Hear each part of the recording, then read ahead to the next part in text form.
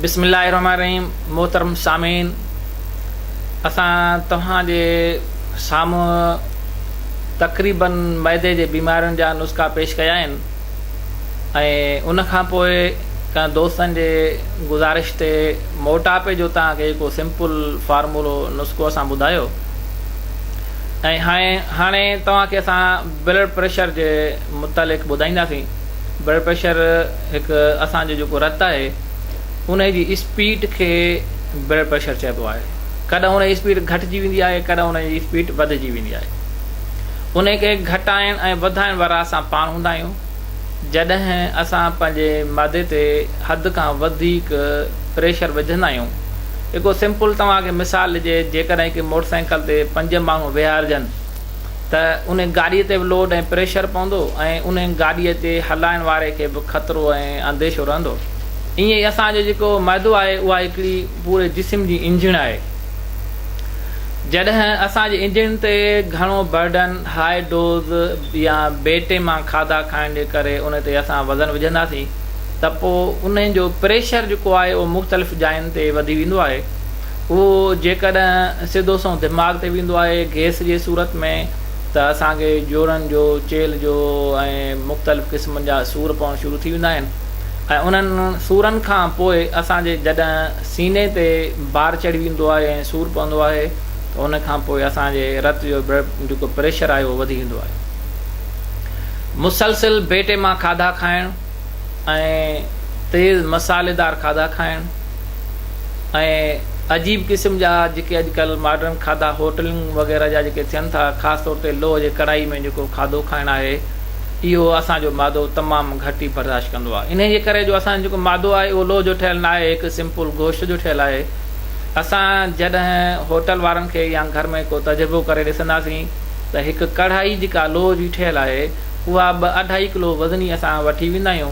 जॾहिं साल खनि खाधो उन में ठहंदो आहे त उहो बाक़ी कोई 1/2 किलो खनि उन जो वज़न बचंदो आहे। बाक़ी उन जो वज़न 2 किलो काॾे वेंदो आहे, असां माण्हुनि जे पेट में जॾहिं असां को खाधो ठाहींदा आहियूं ऐं तेल खे असां गरम कंदा आहियूं, हीट ॾींदा आहियूं खाधे ठाहिण जे लाइ, त इन जा जेके लोह जा ज़रा आहिनि नंढड़ा नंढड़ा उहे असांजे आयल में हलिया वेंदा आहिनि। उहे आयल मां वरी मुंतक़िल थींदा आहिनि खाधे में, खाधे मां वरी असांजे पेट में हलिया वेंदा आहिनि। त असांजे मादे में एतिरी ताक़त न आहे जो इन लोह जे ज़रनि खे चॿारे सघे या हज़म करे सघे। इन जे करे उहो मादो जेको आहे तमामु घणे प्रेशर में अची वेंदो आहे ऐं उहो प्रेशर मुख़्तलिफ़ उज़वनि ॾे मुंतक़िल कंदो आहे। जेकॾहिं दिमाग़ ताईं उहो मुंतक़िल करे आयो ऐं जेकॾहिं हाई स्पीड में आयो त माण्हुनि खे जॾहिं ब्लड प्रेशर तमामु हाई थींदो आहे त साॼे पासे ॾांहुं जिस्म जा उज़वा बीह वेंदा आहिनि, जंहिंखे अधरंगो चइबो आहे। ऐं जेकॾहिं ब्लड प्रेशर लो थी वेंदो आहे त खाॿे पासे वारो हिसो जेको आहे उहो सही पंपिंग न हुजण जे करे बंदि थी वेंदो आहे। इहे असांजी निशानियूं हूंदियूं आहिनि ऐं इहा ई साॻी स्पीड जॾहिं प्रेशर ॾेई करे दिलि ताईं पहुचाईंदी आहे त दिलि जॾहिं बर्दाश्त न करे सघंदी आहे त उन जा जेके वाल आहिनि कमु करणु छॾे वेंदा आहिनि या उन ते अहिड़ा का गोश्त वांगुरु मोटा जेके आहिनि रत जा कतरा उहे जॾहिं उन वाल ते अची पहुची ऐं प्रेशर ॾींदा आहिनि त उन इंतिहाई शिदत सां कुझु सेकंडनि लाइ सूरु पवंदो आहे। पोइ उहे जॾहिं गोश्त मां जेको रत जो डिघ हूंदो आहे उहो जॾहिं दिलि में अंदरि दाख़िल थी वेंदो आहे त हाणे उहो निकिरण जी कोशिशि कंदो आहे, जंहिंजे कंहिं बि टाइम जो निकिरण जो अहिड़ी का जाइ कान्हे। पोइ हमेशह उन माण्हू खे ख़तरो रहंदो आहे। पोइ मेडिसन जे ज़रिए उन खे नरम करण जी इंसानु कोशिशि कंदो आहे। बहरहाल इहो तमामु वॾो ऐं वसी मौज़ू आहे। हाणे इहा शइ असांखे ब्लड प्रेशर हिकु त छो थो थिए उहो मां तव्हांजे साम्हूं पेश करे वियुसि ऐं हाणे जंहिंखे ब्लड प्रेशर हाई थिए थो उन जे लाइ हिकु बहितरीनु असां वटि नुस्ख़ा मुख़्तलिफ़ आहिनि।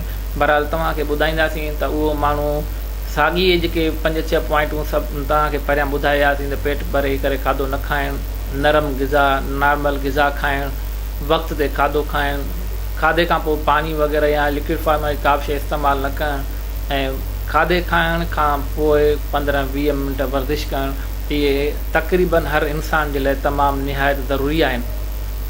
ऐं जंहिंखे हाणे ब्लड प्रेशर तक़रीबन हाई रहे थो त उन जे लाइ असां हिकु तव्हांजे साम्हूं नुस्ख़ो पेश कंदासीं। उहो आहे 3 शयूं आहिनि। हिकु आहे ओस्तो ख़ुदूस, यूनानी हिकिड़ी शइ आहे जेका रत खे छिडो कंदी आहे। उन जो तमामु सुठो किरदारु रहियो आहे। जेकॾहिं ओसो ख़ुदूस का बि फार्मूले में इस्तेमालु करे ऐं असां जेकॾहिं मरीज़ खे ॾींदा आहियूं त तक़रीबन उन जे ब्लड प्रेशर जा जेके मसइला हूंदा आहिनि उहे मेंटेन थींदा आहिनि। ऐं छोटी चंदन हिकु ॿी शइ आहे ऐं उन खां पोइ उन सां गॾु असां कारा मिर्च मिलाईंदा आहियूं। ओसो ख़ुदूस 1 तोलो, छोटी चंदन 1 तोलो ऐं कारा मिर्च उन जे अधु जे मिक़दार जे मुताबिक़, या ईअं खणी चइजे त छोटी चंदन 1 आनो, ओस्तो ख़ुदूस 1 आनो ऐं कारा मिर्च 1 तोलो। इहे 3 शयूं पाण में मिलाए पाउडर यानी सुफ़ूफ़ करे 1000 मिलीग्राम वारो कैप्सूल भरे सुबुह जो ऐं शाम जो 2 टाइम मानी खां अधु कलाक तरसी पोइ 15 ॾींहं सिर्फ़ु इस्तेमालु कबा त इनशाला तव्हांजे मैदे में जेको रतु ठहंदड़ आहे उहो घाटे थियण जे बजाय छिडो थियणु शुरू थींदो ऐं तव्हांजे ब्लड प्रेशर हाई वारी जेका तव्हांजी शिकायत आहे इनशाला उहा ख़तमु थी वेंदी। जेकॾहिं इन में अञा बि 15 ॾींहंनि में सेट नथी थिए त पोइ इनखे 5 ॾींहं या 10 ॾींहं वधाए जॾहिं सम्झ में अचे त हाणे असांजो मादो ऐं असांजो ब्लड जेको आहे प्रेशर उहो मेंटेन थी वियो आहे त उन खां पोइ इतफ़ाक़ सां अवेल सवेल कॾहिं कॾहिं या हिकु न ॿिए ॾींहुं 2 महीननि ताईं इन फार्मूले खे इस्तेमालु मुसलसिल सही नमूने सां करणु ऐं उन खां पोइ जेका किरी आहे उनखे सही नमूने सां मेंटेन करणु। जेकॾहिं तव्हां इहा कोशिशि कंदो त इनशाला तव्हांजे हमेशह जे लाइ ब्लड प्रेशर वारी तव्हांजी शिकायत ख़तमु थी वेंदी। ऐं इहो सिंपल फार्मूलो आहे, हिन ते को बि तक़रीबन ख़र्चु न आहे। तक़रीबन 100 रुपए में जेकॾहिं फार्मूलो ठही वञे ऐं इहो 2 महीना तव्हांजो मुसलसिल इस्तेमालु थिए ऐं 2 महीननि खां पोइ इहा तव्हांजी शिकायत ख़तमु थी वञे त इहा तव्हांजे लाइ शायदि वॾी गनीमत हूंदी। ऐं इन जे बदिले में तव्हां हिन सिंध टैलेंट टीवी चैनल ऐं असां मिसकीननि खे तव्हां दुआ ज़रूरु ॾिजो। असां तव्हांजे दुआ जा उमेदवार ऐं घुर्जमंद आहियूं।